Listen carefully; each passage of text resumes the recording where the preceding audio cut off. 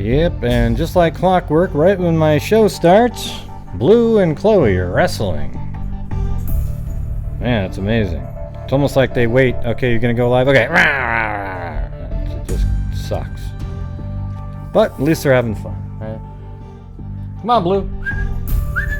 Oh, there you go. Alright. Nope. Too much fun. Well, I found articles for you, Lanky Tor. So you're gonna have to call in. I mean, there's very few online articles at all. I mean, just a mention as part of another story. But is that your friend, Lanky Tor? Because you sent me an email about that a while ago.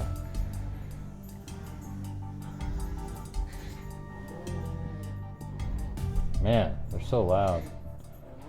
Hold on, I gotta go.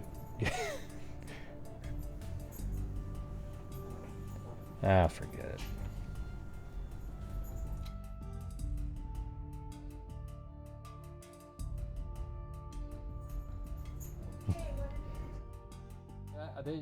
They're making too much noise. It's crazy. I mean, they're just yelling like right in my. I can't even hear myself.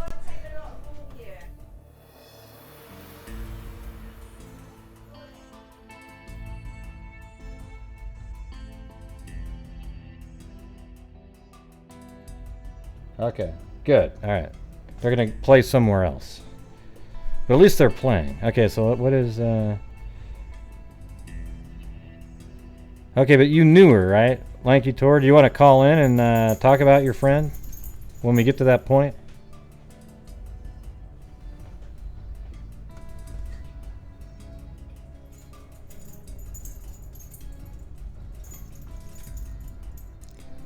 Uh. 0 days when I had 30 days yesterday. I don't know. I don't know what that means, Dadio. I have no idea. Is that good? Maybe that means you shift tomorrow to Chloe.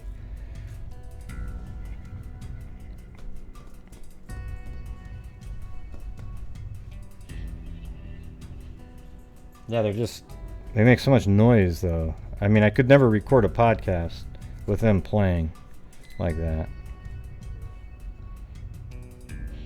Yeah, so do you want to call in and talk about her? I'm gonna put the phone number on for it. And then you went to the same school, right? I know it's not about Kanika Jenkins or one of the bigger cases right now, so there probably won't be as many people watching.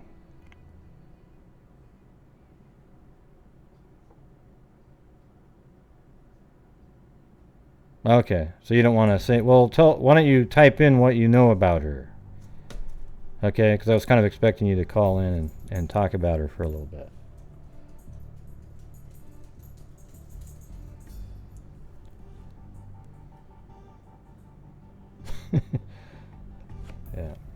Yeah, that video from last night, it was weird. Nobody was really watching it, and all I did was put at the end MTV special, and then boom, everybody started finding it. Or maybe it's being shared around. Oh, look at this guy. He's a shill. He's trying to convince people. That's hilarious. I don't know if any of you have gone on there to see the comments that people leave. They're awesome.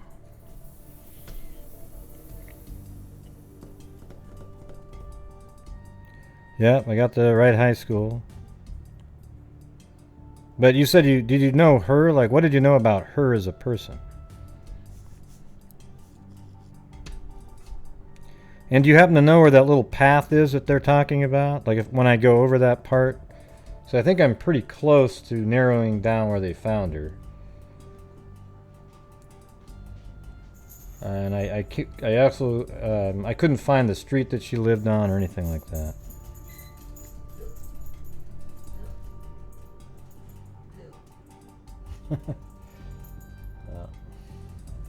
Poor Blue. Poor Blue.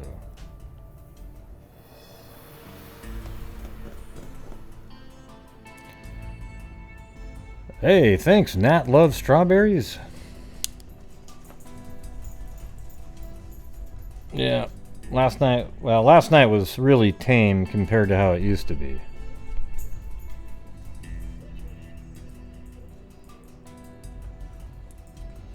Alright, so right now we're going to cover the case of Yvonne Marie Fruit. And she was killed May 6, 1987, and it's still unsolved. Okay, so basically all we have is some articles to read, and let's see. The first article that I have is from May 7th, the day after she was killed.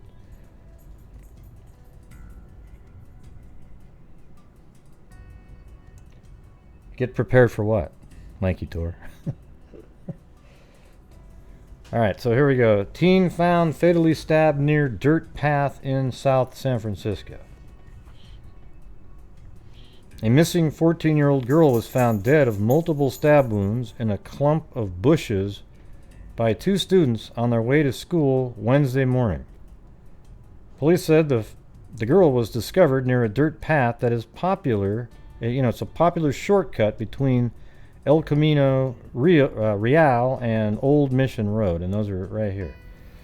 So here is El Camino Real, and here is Old Mission Road, and I have a feeling that at the time, and this is the high school right here. So you would probably take a shortcut across here. Now, if you look at this and go back in time to like 1993, notice how now it's really, there's no buildings there, and you can kind of see that even though this is still, this is only 6 years, by the way, after she was killed, so it probably looked pretty similar to this, but you can see it's more, rural looking, if you know what I'm saying. I mean, there isn't any buildings right there. There's just this one is just a 3D model that I don't actually, if I turn off that, let me turn off that feature, the 3D building. Okay, now you'll see that that's what it looked like. There was nothing there. So there was like a little path apparently that went, and here's what I'm imagining, that all these people that live in this neighborhood right here probably went to this high school, the kids, and the kids that are in high school would walk over to El Camino here, and then there'd be this dirt path that they would take across, go across Mission Road, and then boom, you're over here at the high school.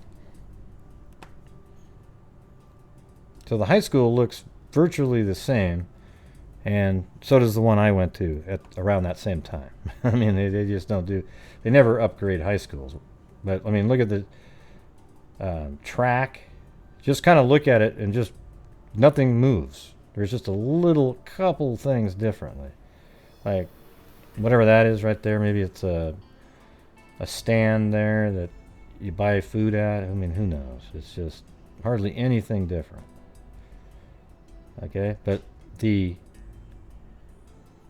buildings around are much different. Now this area over here looks pretty similar, but if you look at this right here, look at how much this changes when you, this whole area, this looks like it was just starting to be built or something there. And right here is where they would probably walk across on a path. I bet you it was over here. Something like, because she was found in bushes, and I don't really see anything like that.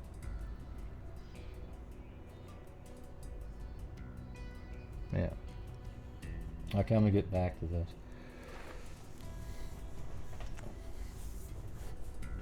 Yvonne Marie Fruit was last seen alive early Tuesday afternoon before finishing classes at El Camino High School. So that's the last time anybody remembered seeing her. And her grandmother said that. It was not determined whether the girl who was found fully clothed and had been sexually assaulted, it was not determined whether the girl who was found fully clothed had been sexually assaulted, and Sergeant Myron Sutton, or said Sergeant Mutton. He added that police had no suspects. Investigators said it appeared the girl may have been stabbed near the path and then dragged several feet into the bushes. She left home about 8 a.m. Tuesday and was in school all day, we were told.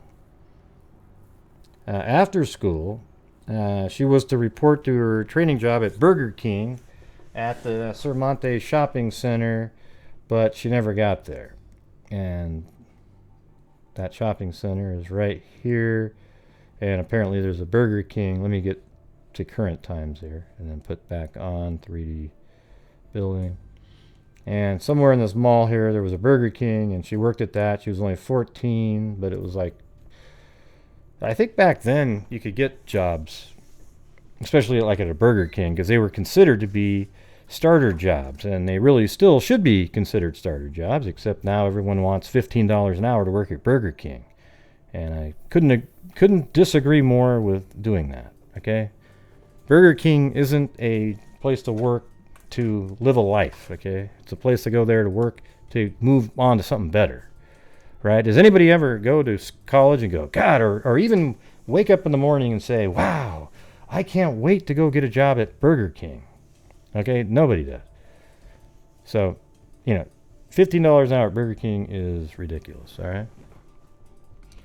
Let's see.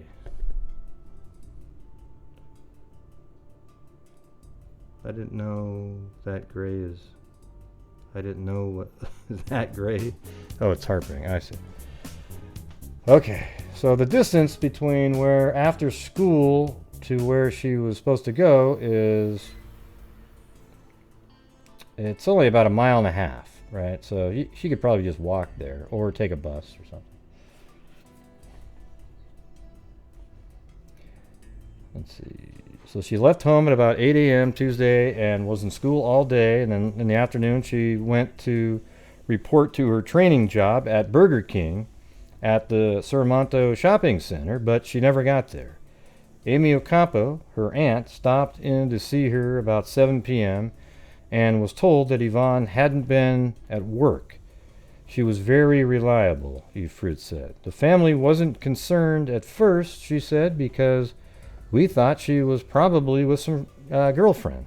You know, like she just didn't go to work, I guess. Later Tuesday night, after talking several times to Yvonne's mother, Susan Grenchi, that's actually her mother, but she's been remarried, so she has a different last name. That's right, a burger a day keeps the gym away, said Robin Frost.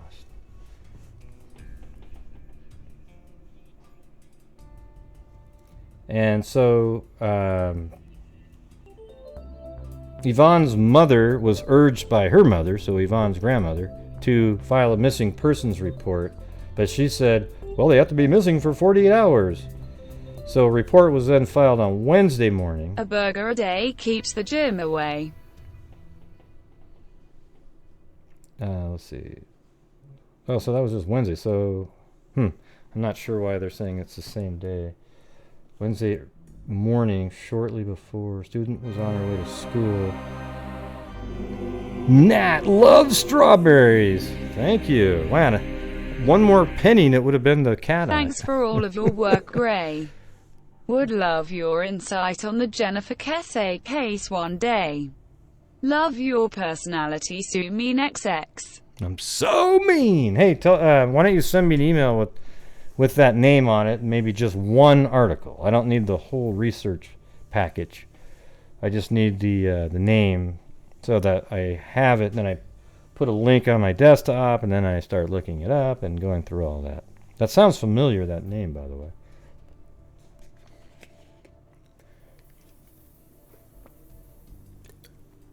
I appreciate that. Thank you very much.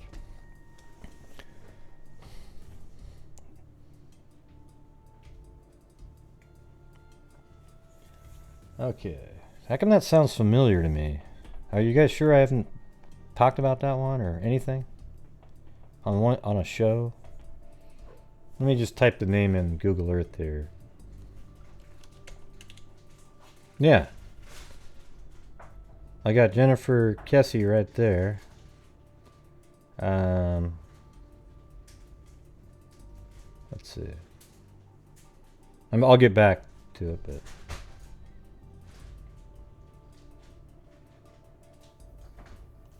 wait, what case is this one?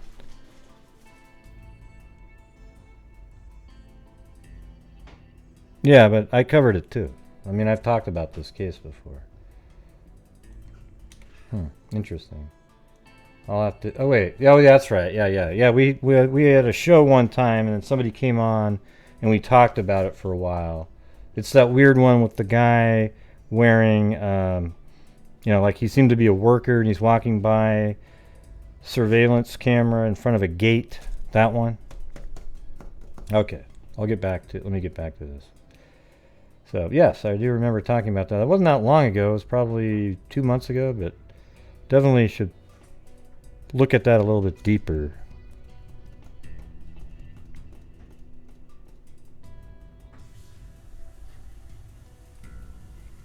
Oh yeah, you got Chloe. Yep. Yeah, not Cleo. I mean, come on.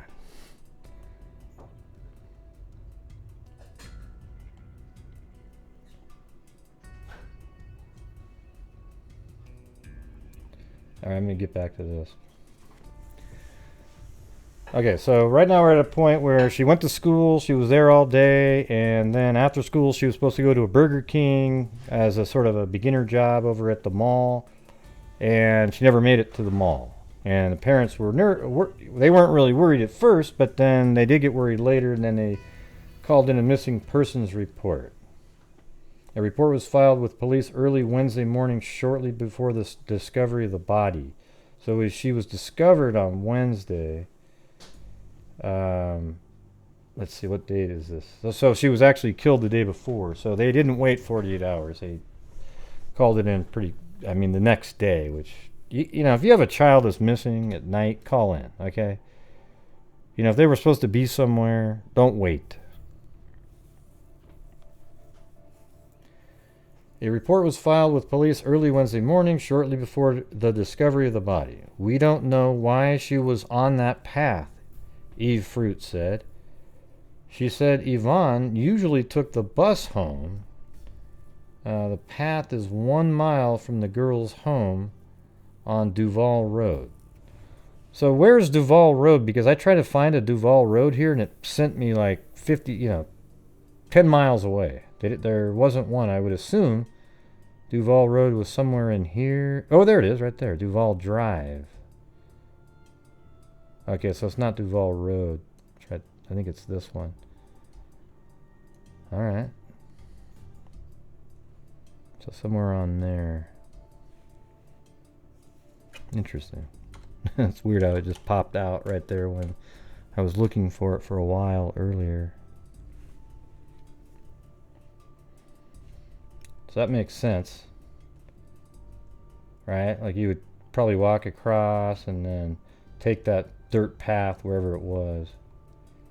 And let's see if that makes sense. Is that about a mile-ish from, just somewhere in this area to over here? Yeah, so that's like 0.63, but walking would be about a mile. Unless you had a jetpack. Something like that. Well, how do you know she didn't have a jetpack, Gray? I mean, see, that's the kind of logic you get a lot of times on cases. Something that absurd. You're right. I don't know that she didn't have a connection to NASA, and then somebody let her borrow the jetpack, and it was really only 0.6 miles, when walking would have been 1. I can't prove that. Because I wasn't there. Very good point.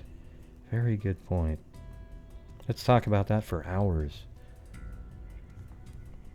Like talking about a badge on the bridge guy. Oh, look, it's a police badge. Look, he's got it on his arm. Well, it's one of the mock ones with a smiley face on it. Okay? No, the bridge guy didn't have a badge on, everybody. Okay, you got to just look at the actual footage.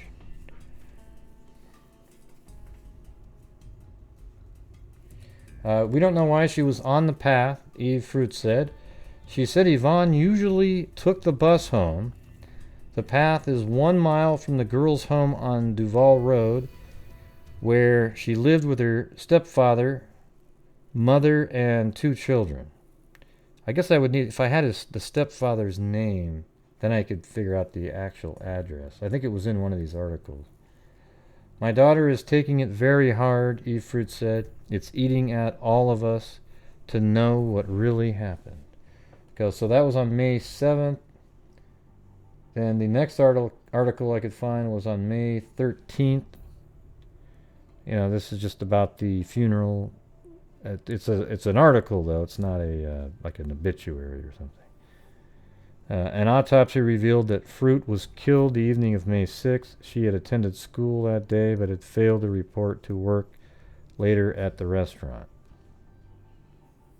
So there really wasn't a lot of information there. Right here it does say she was found stabbed to death last week near a dirt path off El Camino Real. So that one confirmed that she was stabbed to death.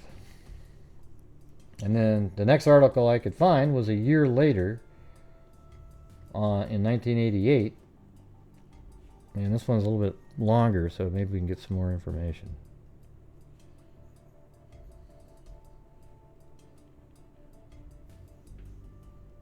You still there, Lanky Tour? Yeah, you should go get it and send me scan in a picture. Or take your cell phone out and take a really good picture of her, because all we have is the newspaper scanned in image. Yeah, I tried to find the address. You might have something better. I'm using the public database. Let me go back. Let me tell you what that one said. I don't think it's spelled the way you said it. It's Susan, Grenci. I did find her, but I didn't find the address off of Duval Drive. I didn't find that. But if you find that, just put the address in the chat there, and then I'll put it in.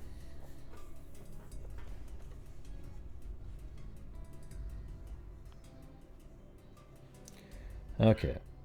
Last week, on the first anniversary of 14-year-old Yvonne Marie Fruit's murder, police ran a surveillance of the area where her body was found on a chance that the slayer might show up. Oh, that's interesting. Like showing up to sort of revisit on the anniversary. Well, you could just type in what it says. But yeah, if you can scan in the image, that'd be great. Like dozens of other efforts by investigators since May 6, 1987, it's failed to lead them to the person who stabbed the El Camino High School freshman. Her death remains one of the city's 4 unsolved murders. Yvonne, who vanished after leaving school the afternoon of May 5th, was discovered the next morning in bushes by 2 girls using a popular shortcut to the high school. Authorities have never revealed whether the girl had been sexually assaulted. A weapon has not been recovered. Well, if she was sexually assaulted, then hopefully they did their job and they stored the DNA, and maybe they could use genealogy at this point, right? And that's why we donate to the DNA Doe Project.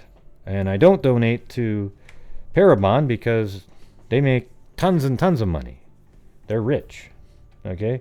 The DNA Doe Project relies a lot on funding from the public and a fee that they charge that's really kind of minimal compared to these other companies.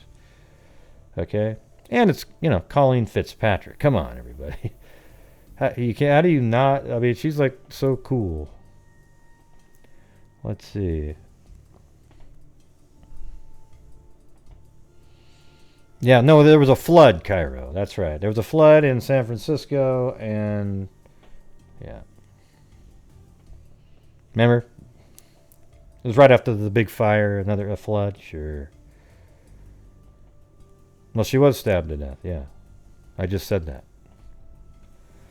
Like dozens of other efforts by investigators since May 6, 1987, it has failed to lead them to the person who stabbed the El Camino High School freshman. Her death remains one of the city's 4 unsolved murders. Yvonne, who vanished after leaving school the afternoon of May 5th. Oh, so she went missing on May 5th, was found May 6th on Wednesday. Why are they saying May 5th? Huh. Okay. So, I think she was obviously killed on the 5th then, if that's actually when she went missing. Was discovered the next morning in bushes by 2 girls using a popular shortcut to the high school. Authorities have never revealed the girl had been sexually assaulted. A weapon has not been recovered. There are some things only the killer would know. Wow, that's weird that they were thinking that back then, right? Doesn't that seem sort of like a newer concept?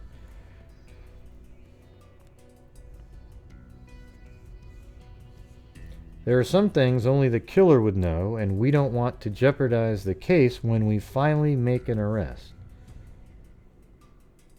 In the past year, some 2,000 hours of investigation have been logged, close to 300 people have been questioned, and polygraph tests have been given to about a dozen people, Collins said.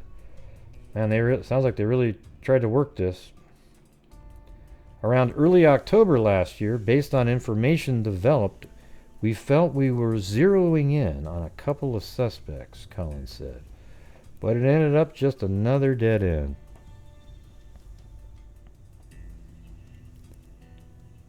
Hey, Lillian Plummer.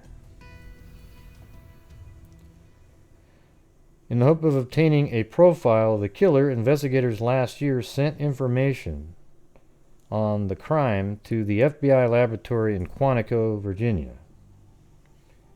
The details were too sparse, said San Francisco Police Sergeant Chuck Davis. Yvonne, described by her family as bubbly and dependable, is that right, Lanky Tor? Bubbly? Was last seen alive at school as she finished classes. So she was like finishing up classes, and people remember seeing her at that time. She was supposed to go home, then report. Okay, so she was supposed to go home first, but the mother's wondering why they found her on that path, because she would normally take a bus home. And actually, that makes sense. Did anybody find that address, by the way? No? Okay. Oh, you did? Oh, you did find that. Okay, there it is. I found vagrancy previous at 7. That's got to be it. I mean, what are the odds? Okay, here we go.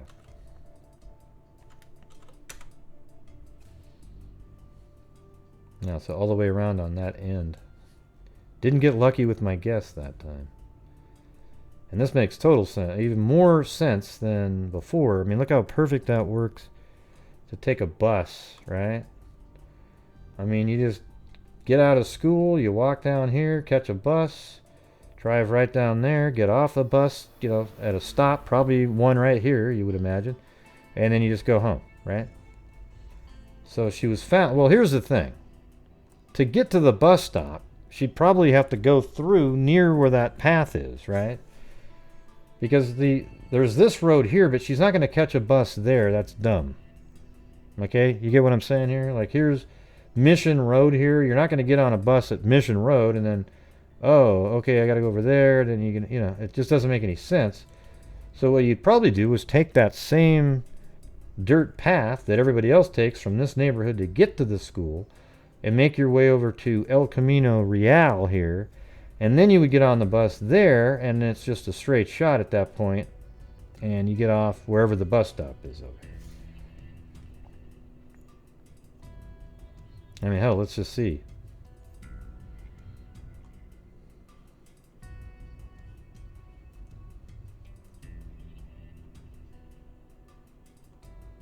Well, look at that. And there's a bus stop. And you get off the bus stop, and then you go this direction. Okay? All she'd have to do is get off the bus, and then right here, take a left, and then her house is just right up on that street right there. See? Right there.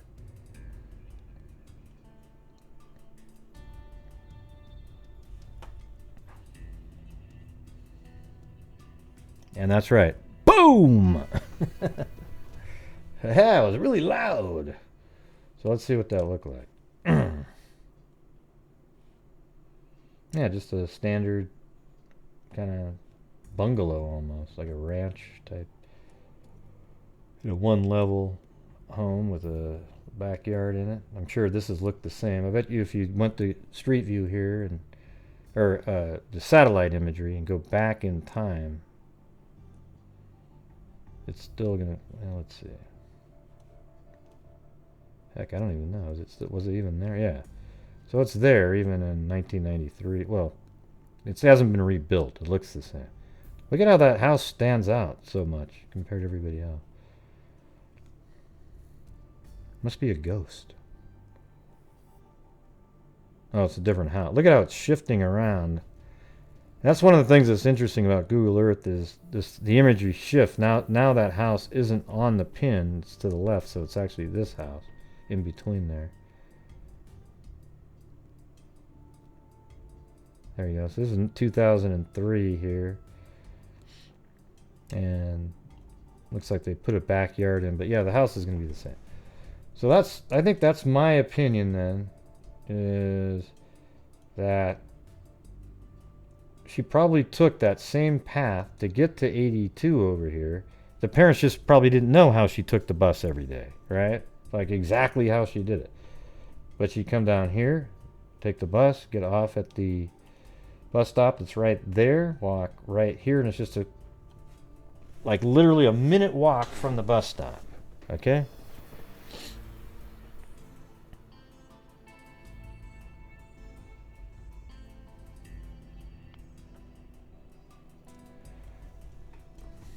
She was supposed to go home, then report to her trainee's job at the fast food outlet in Sermonte Shopping Center. So how far would that be from her house at that point? And thanks for getting that address, by the way.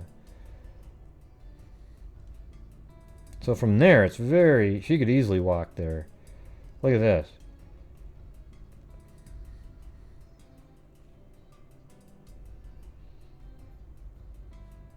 Yeah, it's not even a mile. Well, it's probably just a little over a mile walking, but it's just such an easy little walk.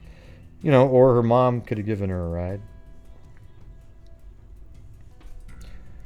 According to her grandmother, Eve Fruit, Yvonne usually took a bus about 1 mile to the family's modest home on Duval Road. Yep.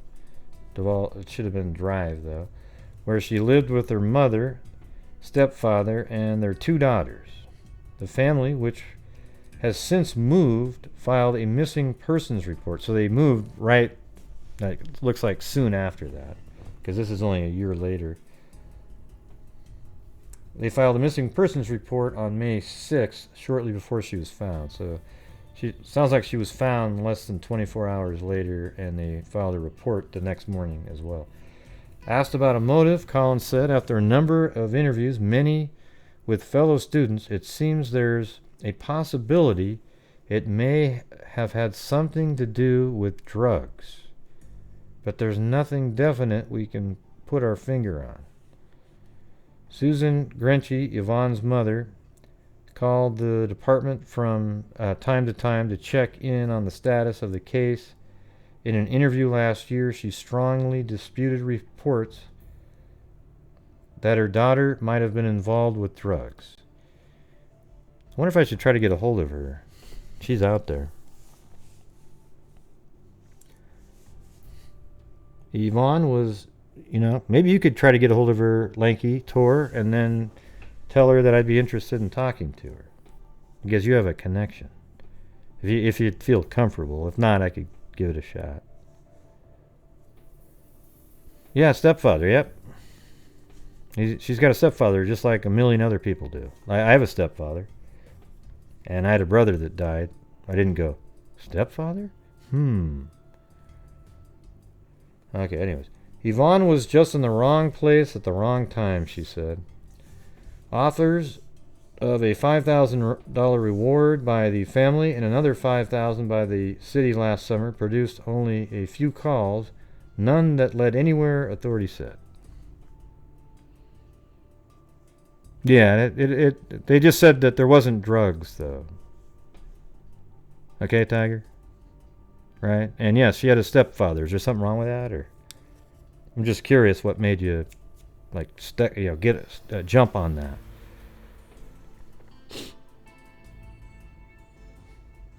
Yeah, she's got public phone numbers. I found it on a website. Yeah. After the strangulation of a 13-year-old in Daly City last November, there was talk the killings might have been committed by the same person, but after discussions with police there, Collins said it was determined there were no similarities. Both departments are scheduled to meet this month to review both cases. We keep backtracking over old cases on the chance that we'll uncover something new. I mean, it's just so bizarre to have a 14-year-old girl is stabbed to death. I don't even care what drug, like if there was some weird drug thing going on at the school. It's just killing a 14-year-old doesn't really make a lot of sense. I think it's just a psycho, another killer type person. Maybe they're keeping what happened to her. Well, here's the interesting thing. The fact that they think it might be drug related. Do you think that sort of makes it seem like she wasn't sexually assaulted? Because I think if she was sexually assaulted, they would almost rule out that almost immediately. You would just think she was killed for some reason. And it seems kind of personal, like stabbing somebody over and over. It's weird how much they've kept. Like normally you hear how many times they were stabbed, if they were sexually assaulted or not. But they must have had so little information at the crime scene that that's the only thing that they could keep from the public, I guess.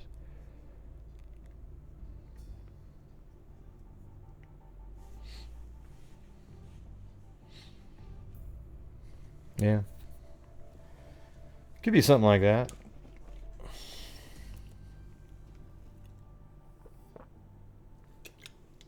The department will maintain active files on 2 other unsolved slayings. Frederick Zwart, shot in the head in the bathroom of his townhouse at 93 Crown Court, and Nestor Oscar Parra, 31, who died of a gunshot to the head in his home at 2243 Archdale Court. See, look how they give out the addresses on those, but it wasn't directly given on this case. A 4th murder, that of Carol Booth, is in the department's inactive file. Her decomposed body was discovered near a Colma Creek easement about 4 months after she was reported missing in the mid-1970s. It was never determined how Booth in her early 20s was slain.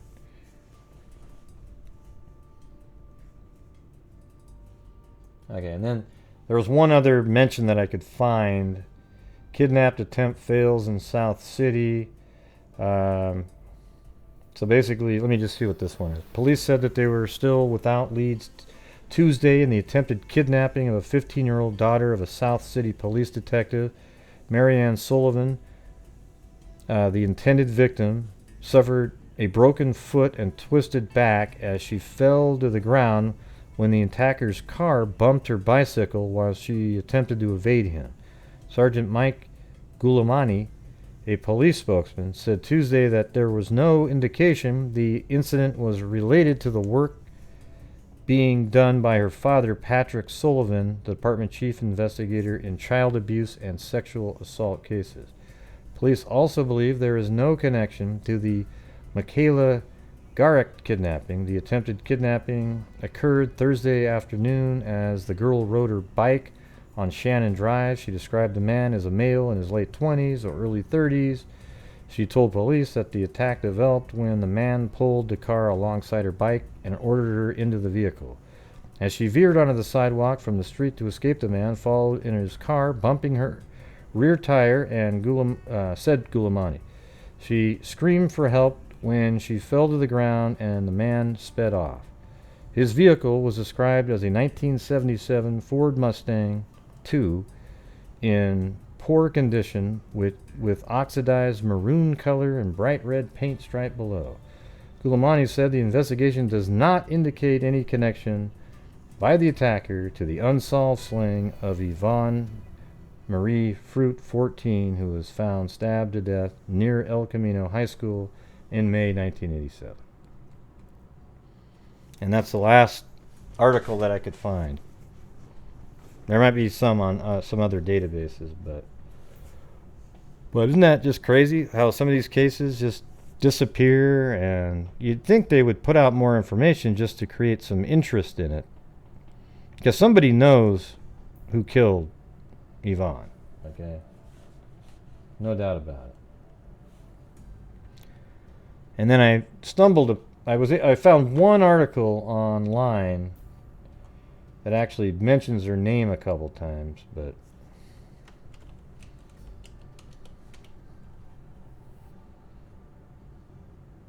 yeah, see, there's another Carol Lee Booth, a young woman whose body was found in a shallow grave in a lonely field, or Yvonne Marie Fruit, a teenager stabbed to death after school.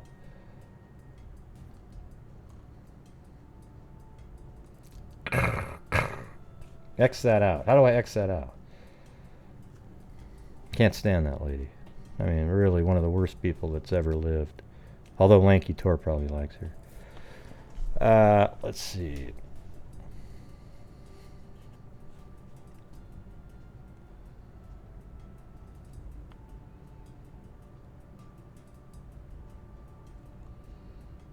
Yeah, I mean, it doesn't really have anything. It just brings her up a couple times, but it doesn't. There's no information.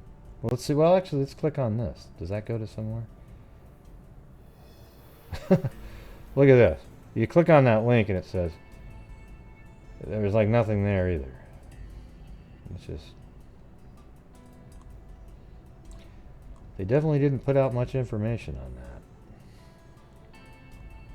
Oh, by the way, I wanted to comment on something that I normally don't comment about at all, and that is, it's going to sound crazy, but I wanted to say, the royal family crap that's going on right now.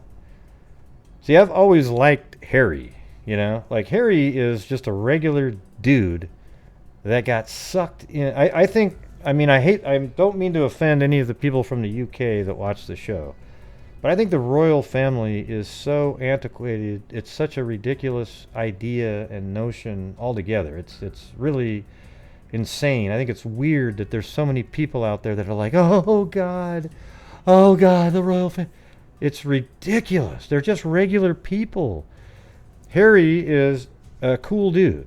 Like, he's somebody I always thought, God damn, I mean, this guy was flying helicopters in battle. I mean, he's like a legit guy, right? And I think it's amazing. I think it's incredible that they should just, I think it'd be amazing if they just left the whole damn family and just led a normal life, as normal as they could.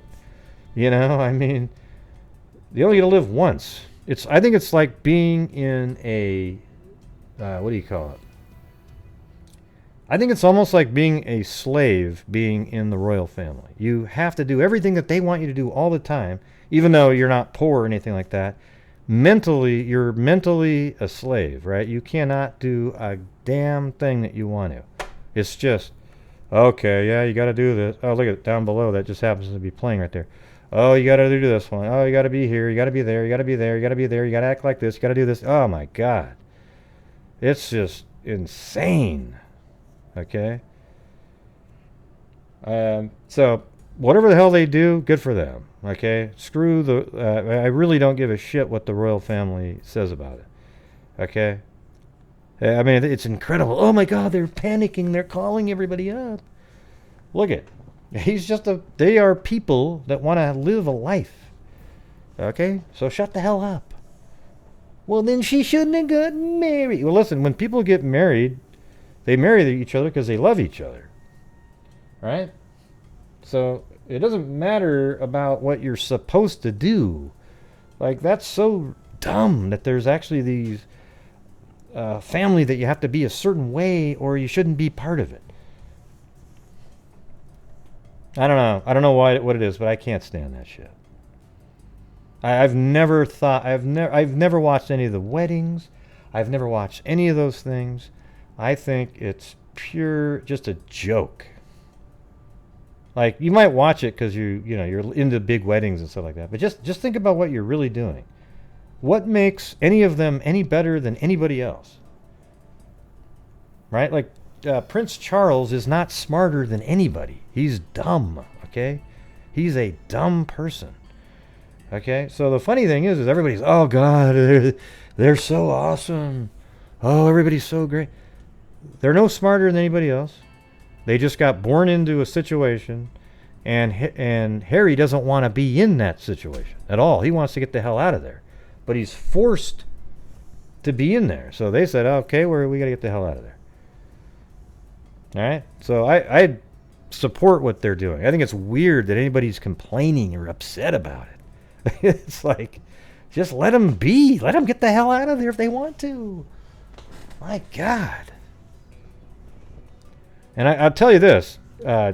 Prince Charles, he can hear great in front of him. Okay?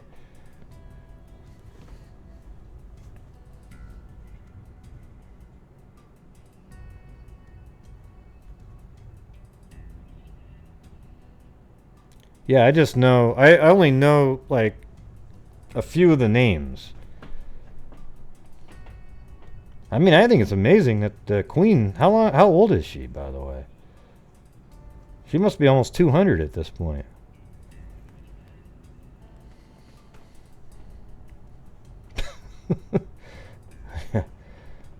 Yeah, I was going to say, man, she's...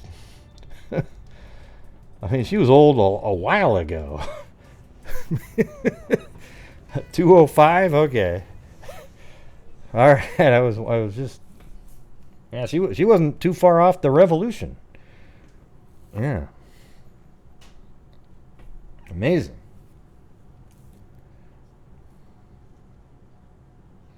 Yeah. So I hope everybody's out there actually supports, what Harry and them are doing. Because I don't even follow it at all. I'm just saying it popped up on the news today and people were bitching about it, and I was like, good for them. My God. Could you imagine having to live in that godforsaken family?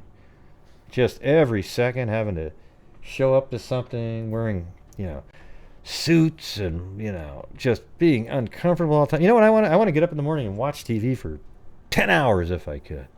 That'd be amazing. On not every single day, but if you wanted to, right? Like, why he can't do what he wants to do. Neither of them. I think it'd be a nightmare to be in that family. Nightmare. Oh yeah, Charles is... I mean, I don't know anything about Charles or any of these guys. All due respect. Yeah, I wouldn't even be able to say that. Well, I would say it to them, but I would mean it exactly how it's used in a negative way. With all due respect, Charles, you're dumb as a box of rocks.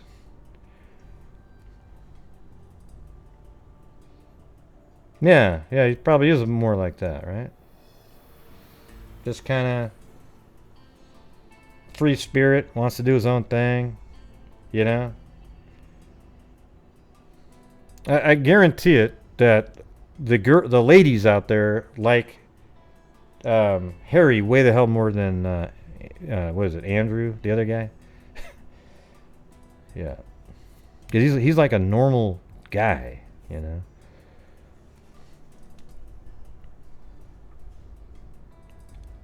Wow, he's 71 at this point. Yeah, William. There you go. That's right, William. See, told you I don't know all the shit.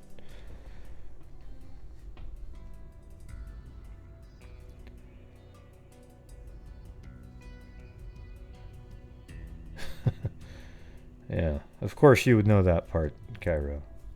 I heard that too. I think it's actually the guy that I just mentioned a minute ago. One of the... Who was that?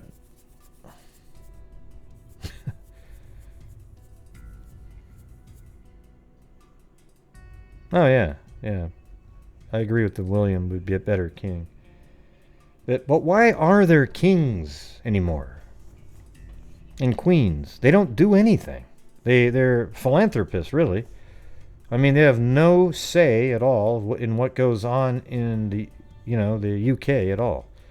They don't vote for, it's like, I don't even understand. They're like these figureheads that they're just sort of these remnant vestigial organ of the country. Like, oh, we're just going to keep going with this. They have nothing to do with anything really, other than they're these figureheads that are like, do we have anything that's anything similar to that?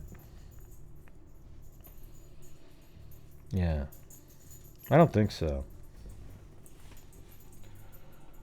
Okay.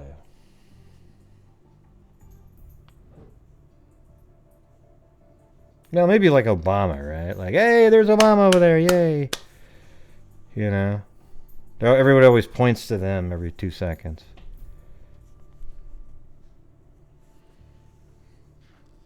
Metallica. Yeah, okay, there you go. I was thinking more of Rat. Yeah.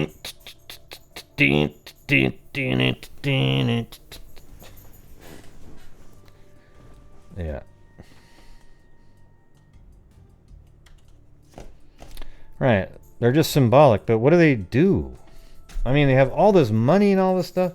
I think they should disband the royal family, cash out all of them, give them, $1 million apiece, and let them live out the rest of their lives normally, and then take all the rest of the money they have and distribute it maybe. There you go. And I'm not even a socialist. I'm just saying it's money that's just absolutely wasted, just sitting there. Sell those rubies and the... Oh, Gray, I can't believe you said that. It just means you don't get it.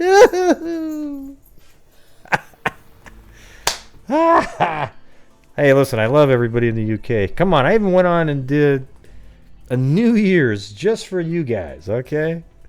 Don't be upset. Don't be upset, all right? What the hell is this?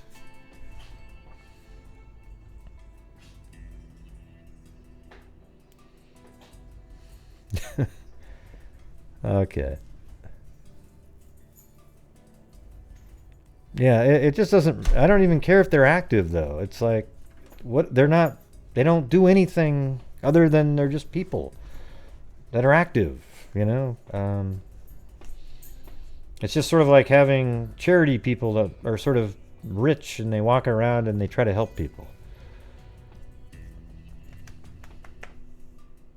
They don't run government at all. They make no decisions on the government. They don't vote. I mean, they vote, but nobody's voting for anything that they're doing. It's just they're figureheads of some sort, like mascots almost. You know what I mean?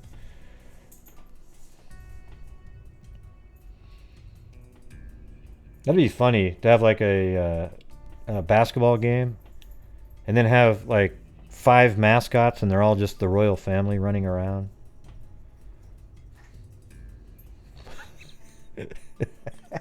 I'm gonna get in trouble for my UK buddies. Oh well. Darn it.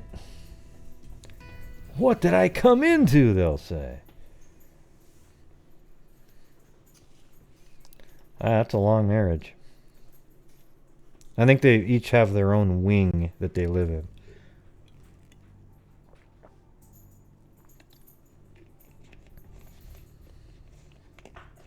Yeah. All right. Well, there you go. Oh, here in New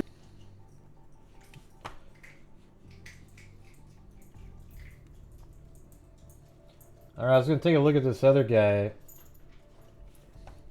named Warren Forrest. He's from my area over here. Apparently he's some kind of old serial killer. Never heard of him.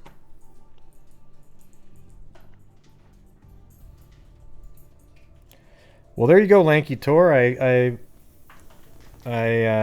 went over your friend's story. There isn't a lot of information, but I did find some articles for you. You emailed me a while back, and then I put it on my desktop, and then I thought, well, why don't I check that out? Lanky tour is always so nice. Yeah, well, the 49ers then should go get some mascots that look like the royal family. Just don't. How about don't put like William or Harry in there and their wives? Just everybody above that. It'd be awesome.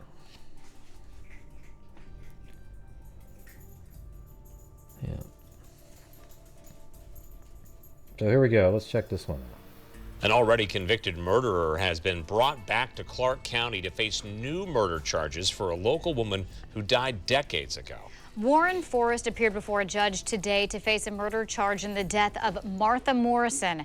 She was reported missing back in 1974, but a mistake meant her remains were not identified until decades later. And Fox 12's Elizabeth Din tells us about the key piece of evidence that broke this decades-old cold case. With a long gray beard, Warren Forrest walked into a Clark County courthouse today. He's already Investigators been in say his forever. victim, 17-year-old Martha Morrison, was last seen in the Portland area in September 1974.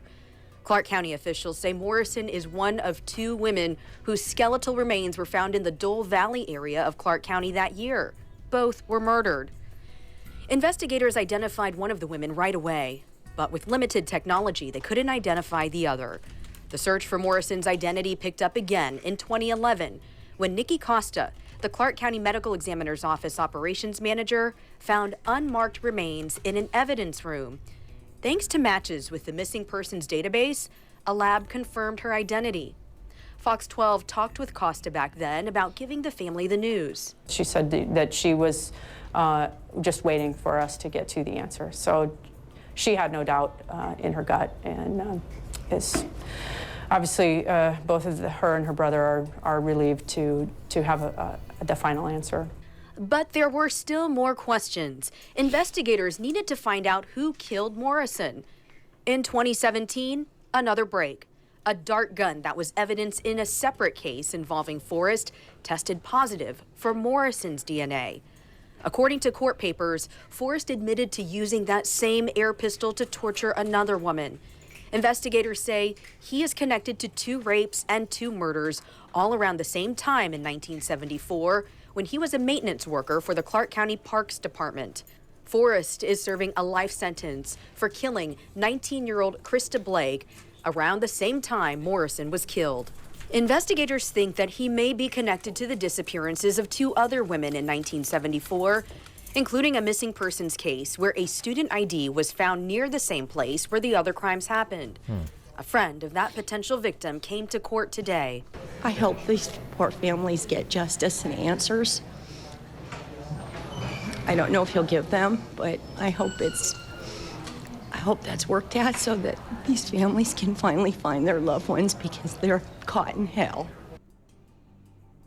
And when it comes to those 2 disappearances from 1974, Forrest is not yet facing any charges. You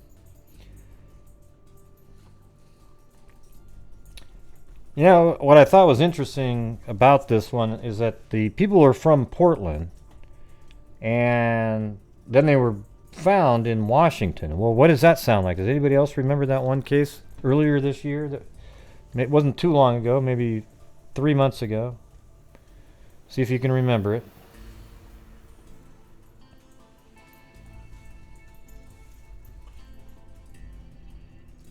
Trivia night.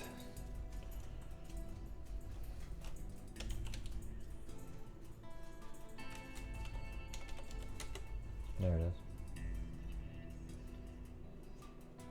Yeah, well, it's the Fly Creek Jane Doe. You remember that one? She went to my high school.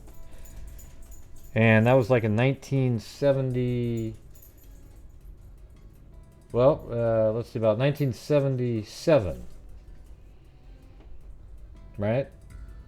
And so it made me think, well, gosh, is there a possibility? So I sent it off to that detective. And then she said, looks like he was in there. He's been in prison since 74, but I didn't see any reference to that at all, that he's been in prison since 74. It says that he got convicted of something in 78, and that would open up the door to that. I don't know. I didn't see that. Yeah, so remember it was the Fly Creek Jane Doe, and then they actually identified her as somebody who went to, Wilson High School over here. And then she just disappeared, and she was in an adopted, or like the foster care program. And they found her up in Washington. Let me see where that valley is.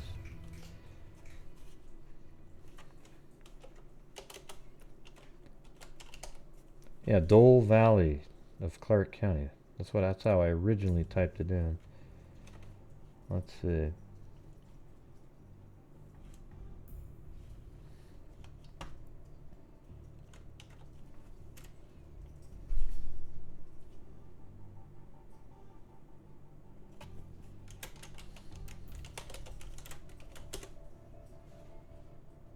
Okay, that's a Dole Valley Road.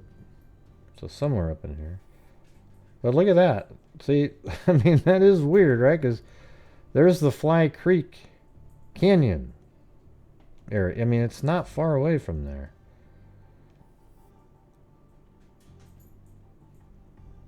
And let me just do the miles on that. Yeah, I mean, look at that. 11 miles. So that makes it even kind of weirder now. I didn't even know where that was at the time. So where is Dole Valley just in general?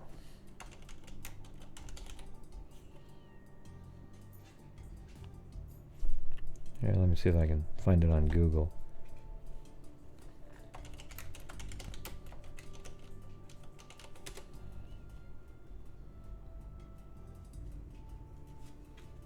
So that's Dole Valley Road.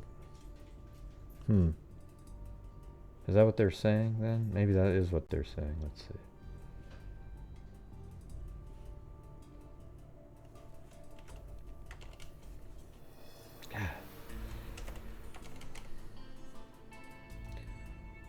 Found in the Dole Valley area. Well, you'd think that it would lead, Dole Valley Road would lead to Dole Valley. Okay, there's Northeast Dole Valley Road there. There. I mean, this looks like a valley. Maybe it's just in this area. So, it's only 10 miles from the Fly Creek. That's a little weird, right? Right around the same time frame from Portland all the way back over into Washington as well. That's pretty interesting. I don't know. She didn't seem that interested in it, but I mean, if he was in prison in '74, then yeah, that takes him out. According to court documents, Forrest admitted to using the same air pistol to torture another woman, so it was like a pellet gun. Investigators say he connected to 2 rapes and 2 murders, all around the same time in 1974.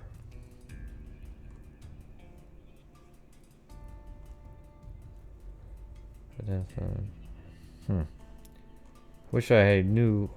I wish I could actually say exactly when he was in prison, because the detective that I talked to seemed really sure that it was 74, but I couldn't find anything like that.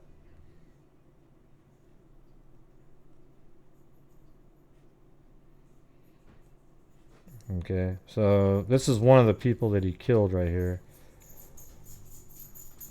Let's see, I think it will say Blake in this article. Yeah, right there.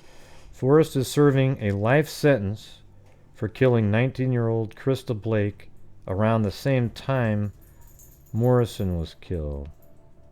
Okay, so I guess that would, well, sentence for killing. Yeah, but see, that's when he killed them. But when was he arrested for that? Anyways, let's go. Let's check this out.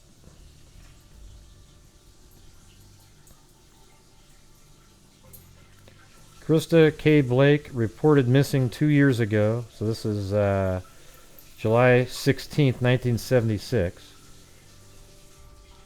Right. So at this time, he couldn't have been in prison for this at this time because she wasn't even found until 1976. Krista K. Blake, reported missing 2 years ago, has been identified as an apparent murder victim found in a shallow grave Monday. Clark County Sheriff Eugene Cotton said Thursday the skeletal remains of the 20-year-old woman were found after two men walking in a field Sunday spotted a boot they thought was lying on the ground, but turned out to be attached to a foot. The next day, deputies exhumed the body from its shallow grave.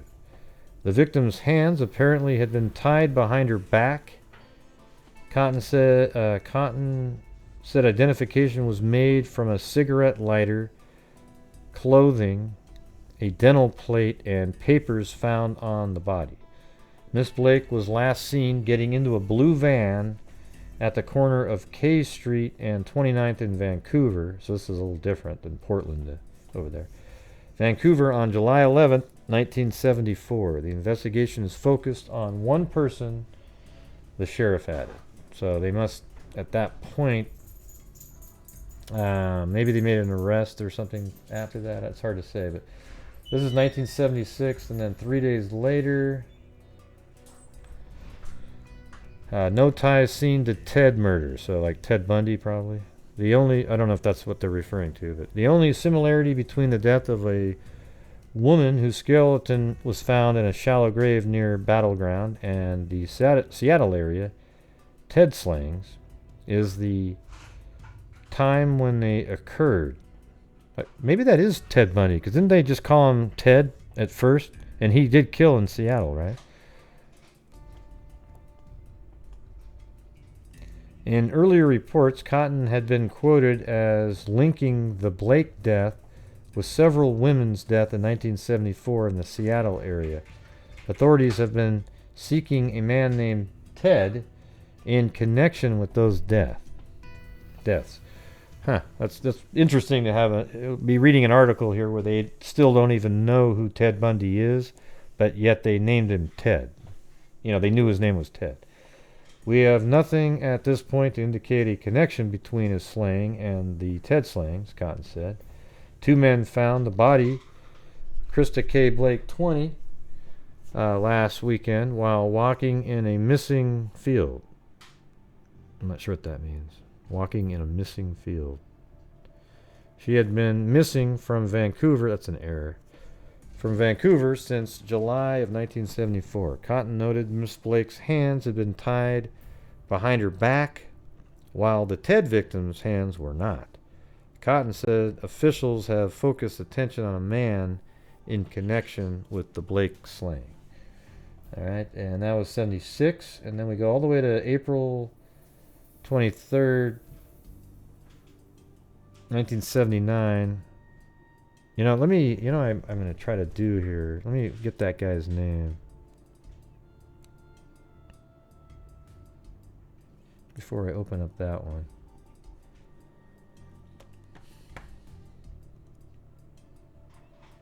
I want to see when they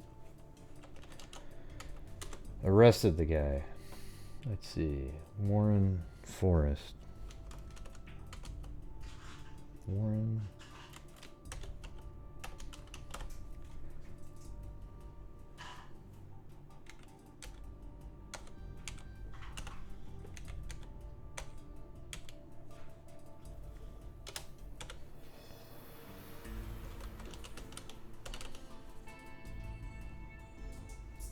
I like when somebody has a name that's not really usual.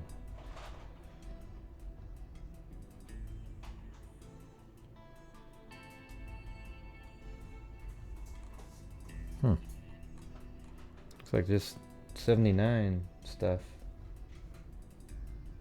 23. Let's see what this one says.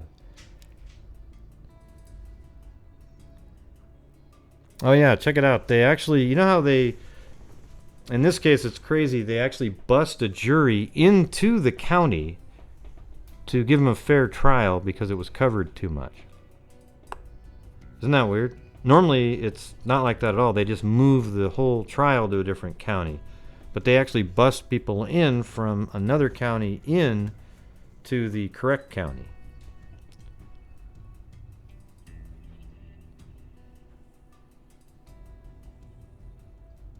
What was he arrested in 1974 for?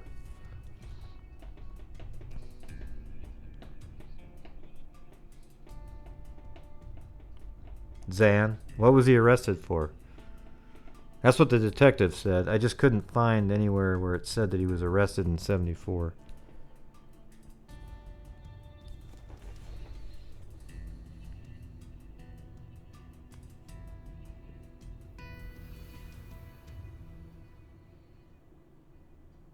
Forrest, defended by attorney Donald Krieg. Let's see, the young woman's body, which had been bound, was found in a shallow grave near Battleground on July 11, 1976. The cause of death was not established, but investigation continued, and the charge against Forrest was brought in October 1978. See, that's what's weird is, for me, you read this and the charges came out in 1978, but he must have already been in jail for, or prison for something else. Huh? What are you talking about? You just said he was arrested October 2nd, 1974. Okay. Well, no. He couldn't have been.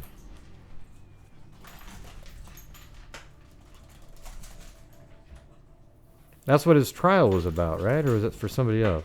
Yeah. Krista Ann Blake. It says right here, look at.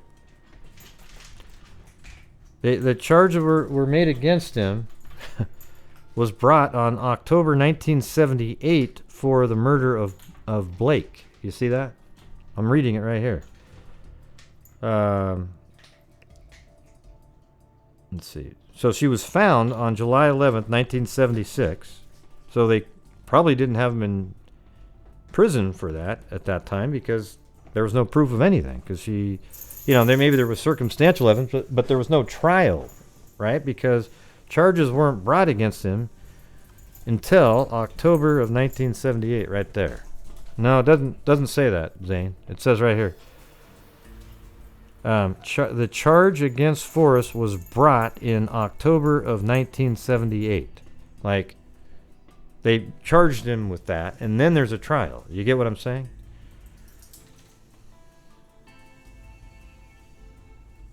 It didn't say what you just said. Well, it doesn't make any sense that he was arrested in October because as late as 1976 when they found her, they said they have their eye on somebody. Yeah, it just doesn't make any sense, everybody. All I can do is tell you that. It just doesn't make any sense. Look, right here. This is when her body was found. Krista K. Blake. July 16th, 1976, right? And I think he was in jail or prison for maybe something else at the time. Okay? I think those are errors that you're seeing in those articles. Right, okay. That's exactly what I was just saying. Zan, or is it Zane or Zan? I don't know how to say. So anyways, you've got, in this article it says, Miss Blake was last seen getting into a, the investigation is focused on one person, the sheriff added. Okay, well that was 1976. They didn't have, they just had somebody they're focused on. So those are errors in the Murderpedia and all that stuff. He definitely wasn't arrested for her murder at that time. Okay? What do you mean goodbye, Blue? He's right here.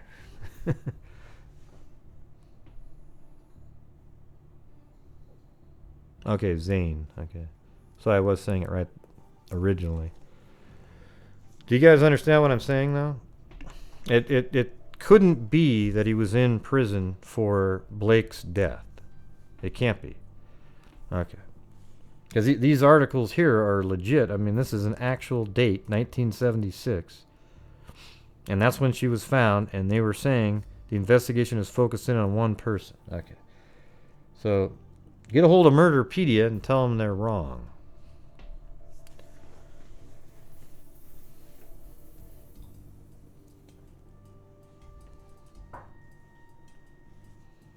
All right, here's a murder verdict here. So now maybe they'll give more detail on this one. I always wonder if there... it sounds like there's 2 more cases he might be associated with. A traveling jury...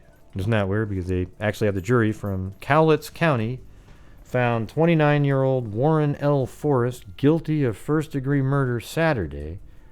So this is actually 79.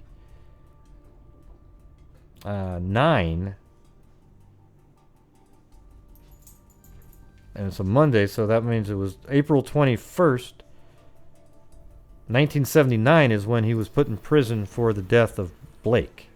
Or I'm sure he was already in there, though, being held from 78, but he'd be in jail at that point. Okay, so Judge Robert McMullen will sentence Forrest later. He was convicted of killing Krista K. Blake, 20, of Vancouver in 1974.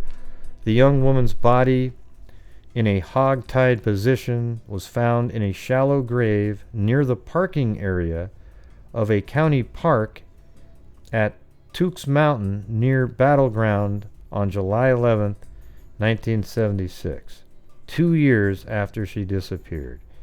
Jurors were told she had last been seen getting into a blue van. Forrest, formerly of Battleground, owned a blue van and was employed by the Clark County Parks Department at the time of Miss Blake's death. Trial witnesses included 2 young women who testified that Forrest abducted them in a blue van in separate incidents in 1974, driving them... maybe that's one of those incidents right there. Driving them to county park sites. Interesting. One victim, Daria Whiteman, said Forrest tied her up, fired darts into her with that air gun, raped her and stabbed her before leaving her buried under some brush, apparently thinking he had killed her. Oh my God. Think how freaky that is right there. I mean, let me do the... Well, I gotta write down her name there, because that might be an interesting story in itself. Daria Whiteman.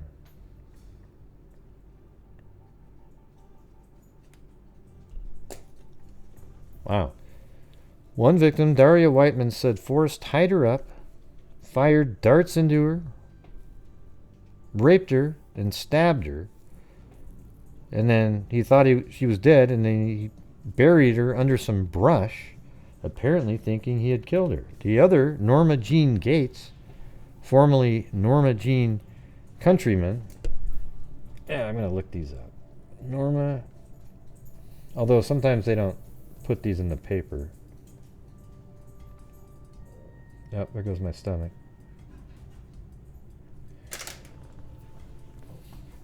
Testified that Forrest abducted her, abused her, but did not rape her,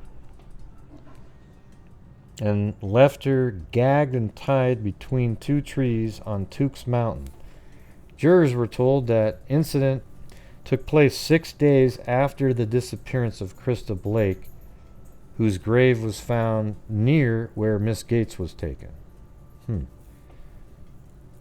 Sort of reliving the fantasy.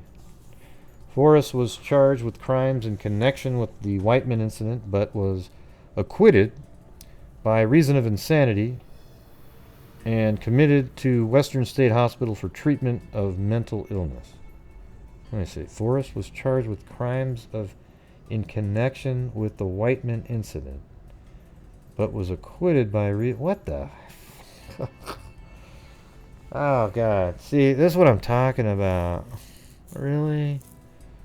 He was acquitted by reason of insanity and committed to Western State Hospital for treatment for mental illness.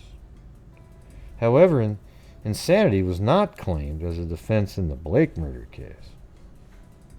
Why not? I mean, he had that going for him already. They already said he was insane, so therefore he must have been insane this time. Testifying on his own behalf, Forrest admitted abducting, raping, and assaulting Miss Whiteman, but denied any connection with the Blake murder or the other girl's abduction. His murder trial originally began early this year and was almost over when a mistrial was declared after a courtroom dispute over a dart gun presented as evidence. Because of substantial publicity given the case in Clark County, it was decided to bring in a jury from Cowlitz County for the second trial. The jury of 8 women and 4 men plus 2 alternates were transported in a van daily from Cowlitz County Hall to the Clark County Courthouse in Vancouver during the trial. The 2 alternates were excused after final arguments, and jurors were sequestered Friday for deliberation. The guilty verdict was announced about 6:30 p.m. Saturday. Huh. This guy sounds like a real gem, huh?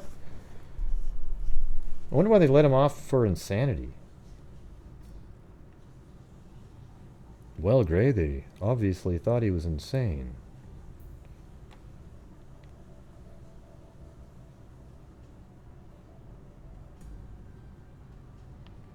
Let's see. I wanna just look those women's name up again here.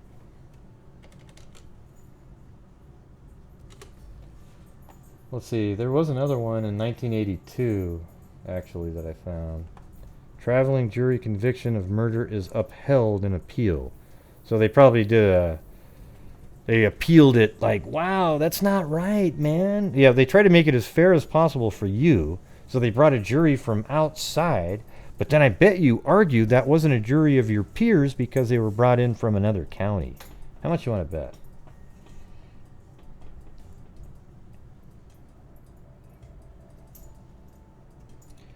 Down below it said, her body was in a shallow grave, her arms tied behind her back, and her feet were tied towards her back.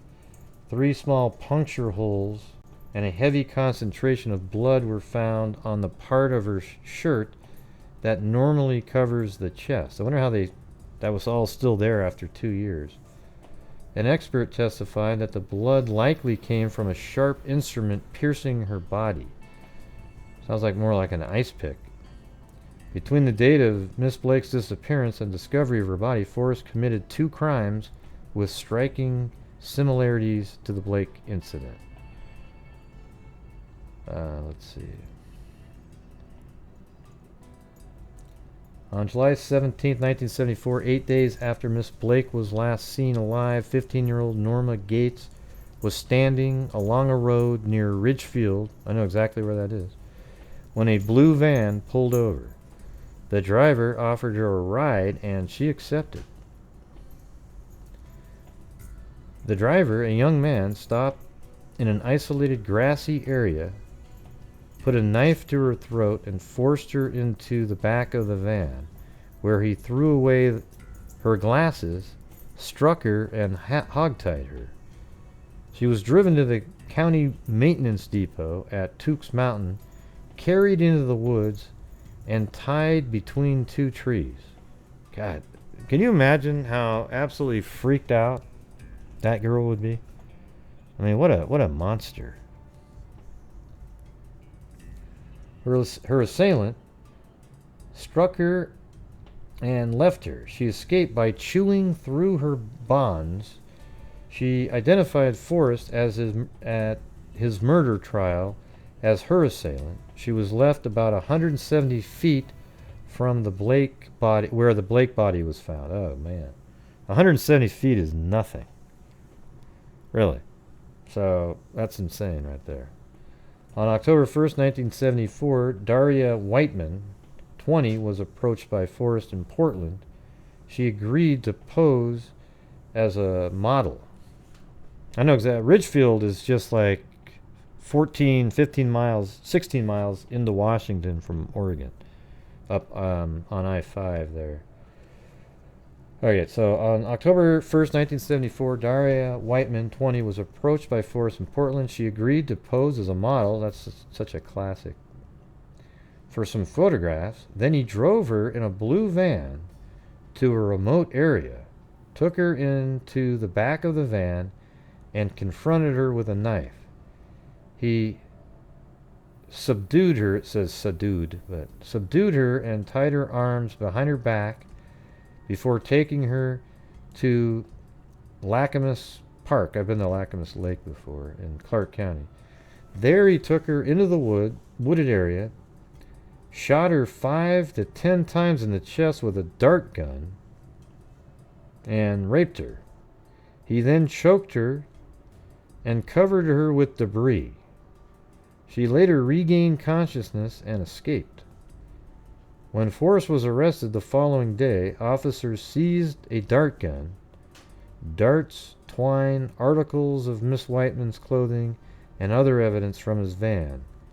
He was charged with the crimes against Miss Whiteman, but was acquitted on grounds of insanity.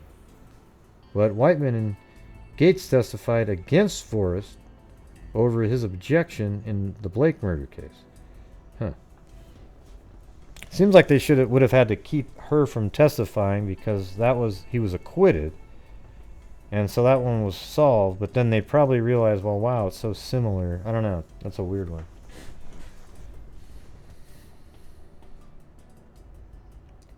Daria Whiteman. That's probably only one of those in the state of Washington.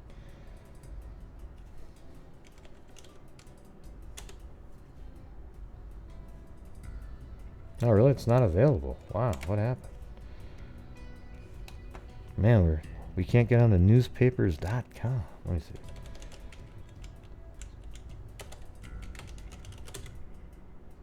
Yeah. No, right now, rest assured, we're busy fixing the problem. Okay, blah, blah, blah, blah. Well, I kind of wanted to read more about Daria Whiteman there. But, anyways, no big deal.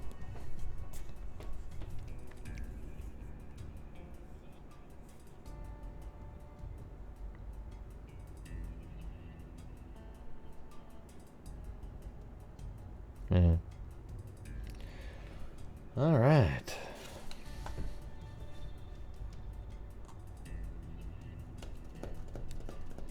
Well, that's one of the ones that she said was related. Zane. Remember that? The one with the ID. Yeah.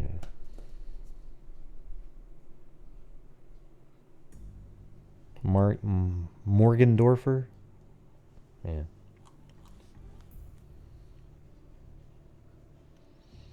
Yes, everybody. So don't forget to, if you haven't, you're not a channel member yet, make sure you become one so you can have access to the emojis and have Blue next to your name for the first month and then Chloe the next month.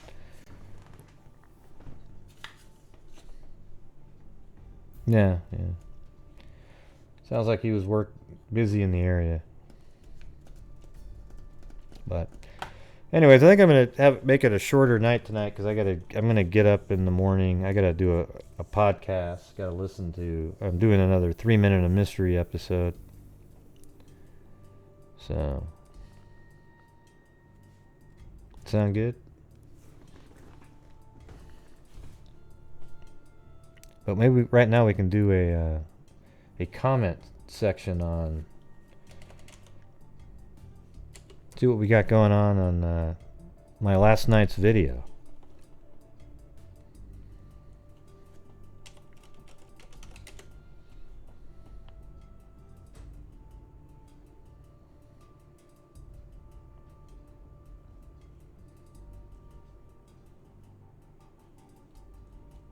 Alright, these ones are held for review. Yeah. She didn't even have enough time. Blah, blah, blah, blah. People are they don't even get it at all. Just the comments. But I approve them, even if they're really naive and stupid. It's just as long as it's not racist or some shit like that. Right there. Look at this. This video just keeps getting, like, it's churning out views. You know, I don't know what the deal is with it from last night. But look over here, 303 to 60. I got 60 down arrows, man. And that's good. Yeah. They love that stuff. So let's see, the newest comments. You can't use logic with illogical people. People are going to think what they want to believe. Tragic accident. I wonder how many people would have to be involved if it was a conspiracy. Someone would have talked by now. Yep.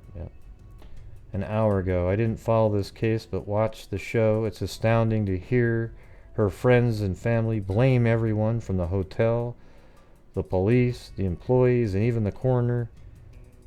They said they were all lying. The poor girl was just too drunk to know what she was doing. And then, perhaps you should follow the case and not believe everything you heard. Yeah, see, you got these people that are trying to... Wait a minute. Wait. How do you explain the busted lip, Gray Hughes, if it was indeed an accident? Here, this is what I like to do, is remove these kind. Let's see.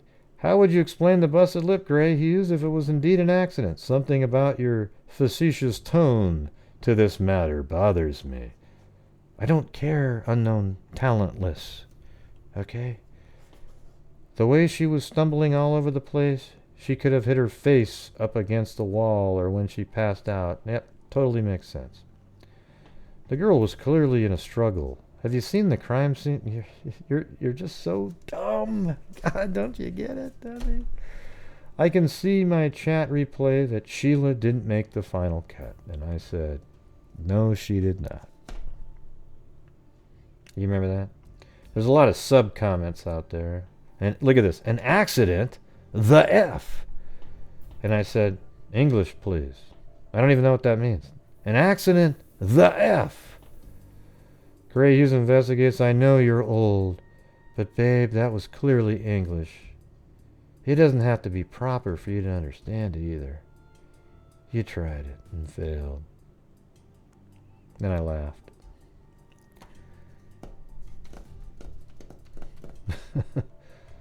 Yeah. Hey, thanks, Cairo.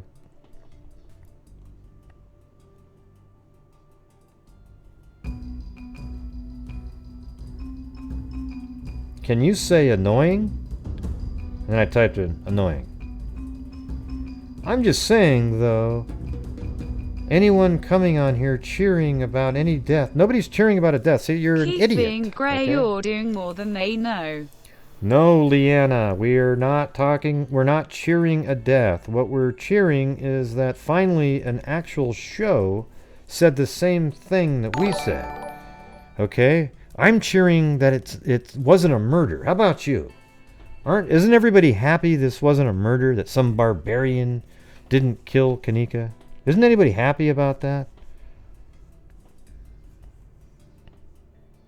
Yeah. Oh, and the music too. It's very annoying. I'm just saying, though. Okay, yeah, well. Then don't watch my show. I don't care. Thank you. Alright.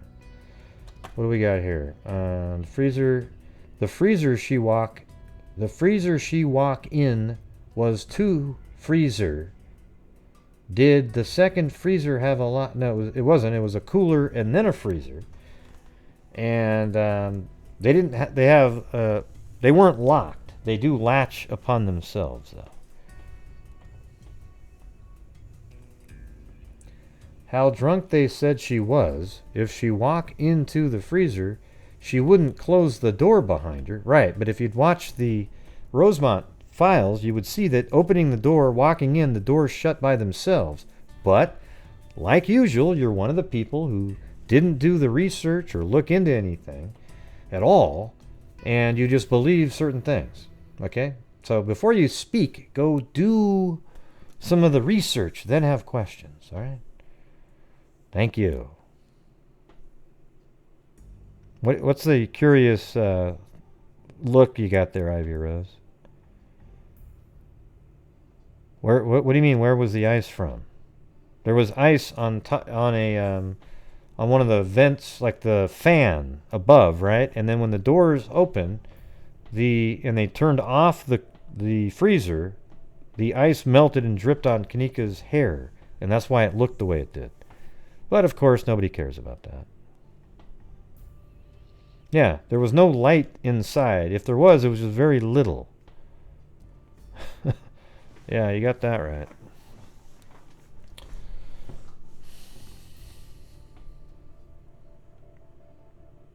You get that in almost every case. You get these, no matter what you do, these people that just blab out.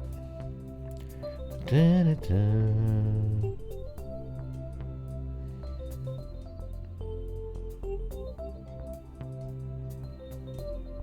Yeah, but what does that mean, play for keeps? What a bunch of illiterate you're speaking in scoobers circles. winking face with tongue. Yes, the freezer was frozen. It was like really cold in the freezer. You get that, right? Like that's how she died. Okay, but when they turned it off, the ice started melting and breaking up, and it dripped on her hair, and that's why it looks that way. Do you get that? Yes or no? I don't want to keep going around and around. So it was cold enough for the ice, though. Yeah, because the freezer was on. When they opened it up, they turned it off, and the door was open, so the warm air came in. Yep, she was in there 21 hours. Yep. Everybody knows that. What do you... see, you're not saying anything. So you think you're clever with comments, but they're not saying anything at all. They're just... I mean, it's amazing. Oh, she was in there at 21. Do you know she had black hair, Gray? Yeah, I know that. Yep. Do you know she had a jean jacket on, Gray? Yes, she was not frozen solid. You're right. Her hair was probably frozen because that's on the outer edges. I'm sure her fingers, if she was still alive, would have had frostbite, that kind of thing. That's 21 hours, yeah.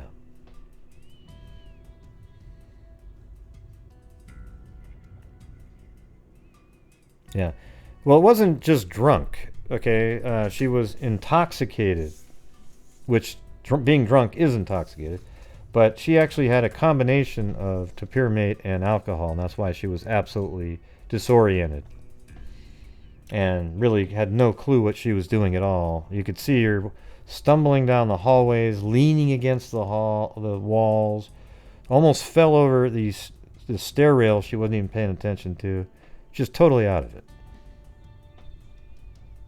Yeah, she definitely wasn't frozen. Yeah, you don't seem to get it, play for keeps. If you make one more comment similar to that, you're out of here, okay? Because you're not saying anything. You're just trying to do that little word spin thing, okay? Yes, there was ice above, okay? Her hair was frosty because of condensation, okay? When the freezer was turned off, the ice melted and it dripped on her head. Okay? My God.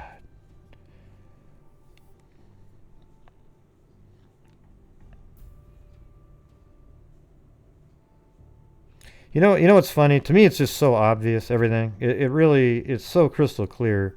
But you got clowns like this Play for Keeps guy right here that always keeps saying, oh, trying to nitpick at every little tiny little thing that doesn't say anything, okay? Because you see it all on surveillance. She walks back there and she had no way to get out. Because you don't. I actually spoke to the what do you call him? The funeral home guy, Play for Keeps, and he told me, he goes, no, she wasn't frozen solid. I actually have him on. I interviewed him. He said no, she was not frozen solid. And he said it would take 2 days to freeze a full human body like that in a freezer at that temperature. Okay? Now, you can go do whatever you want, but I'm done talking about that with you. Okay? All right, great. Thank you.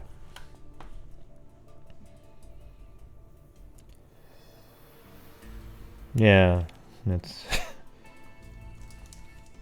What else we got down here? Where is her other shoe?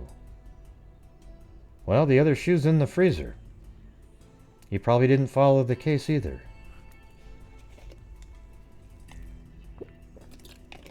And it's good to see that there's some people that actually were following along and know the answers to these questions. That was no accident. And then this one person, 100, 100, 100. Yeah. Can you investigate the black woman, the white woman, sleepover, 2 white men? I don't know. I don't even know what this one is. It's found dead by one lady. I don't even know what case you're talking about. So she walks in a freezer, sits down, takes off her shoe, falls asleep. Look, this is the kind of comment that always really irritates me. These really dumb ones like this. Listen to this. Oh, shit. Hold on. It says, so she walks into a freezer, sits down, takes off her shoe, falls asleep, and then dies? I mean, you put it in this phraseology that's so ludicrous that it's embarrassing. No, she didn't do that. I imagine she tried to get out. She was in there, maybe even took her shoe off, pounded on the door. No, they don't have cameras. Play for keeps. You're lying to everybody. The customer floors do not have surveillance cameras on them. Next. Actually, I gotta get rid of this guy because he's just gonna keep going one after another this person didn't look at the case at all. They've just been on different channels and heard different things, and that's what they go by. I actually bought the external hard drive. Yeah, there were no cameras on the floors. That's a fact. Okay?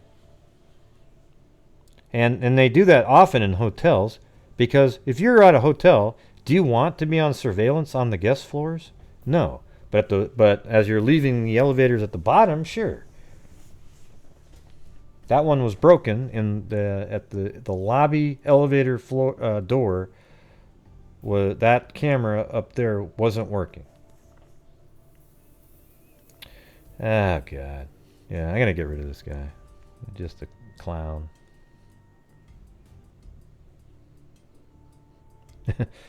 Yeah, no, I want to actually remove him. It's never gonna get better.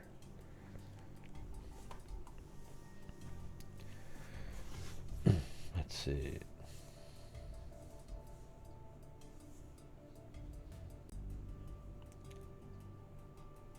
Yeah, that's right. That's true. I gotta get up in the morning. I forgot. I'm not even gonna do a flyby. I'm tired. I just want to get off of here.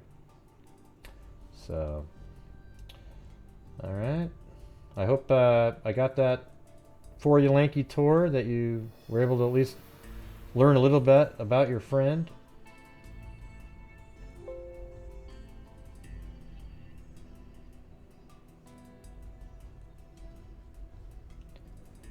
And that's it. All right, everybody. So I am going to call it a night. Oh, and thanks to, let's see, Robin Frost, Nat Loves Strawberries for the big donation there, and then Cairo and Dottie O Caspian Horses Rock. Oh, and then I did get one in there on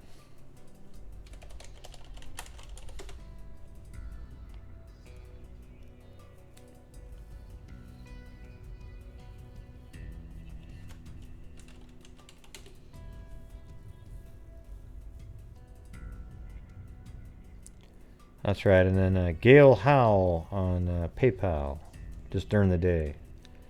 So, thank you guys very much, and that is it. All right. And there I am. I got my We Are Freaks shirt on. Karen K actually has, look at right there. Oh, shoot, it's on the other side. It's on the other screen, but Karen K actually has a We Are Freaks shirt, a Nefarious, and the L101. She just sent me a picture with all three of them. It's pretty sweet. All right. So thanks, everybody, for showing up tonight. And as I always say, everybody, until next time, be safe out there.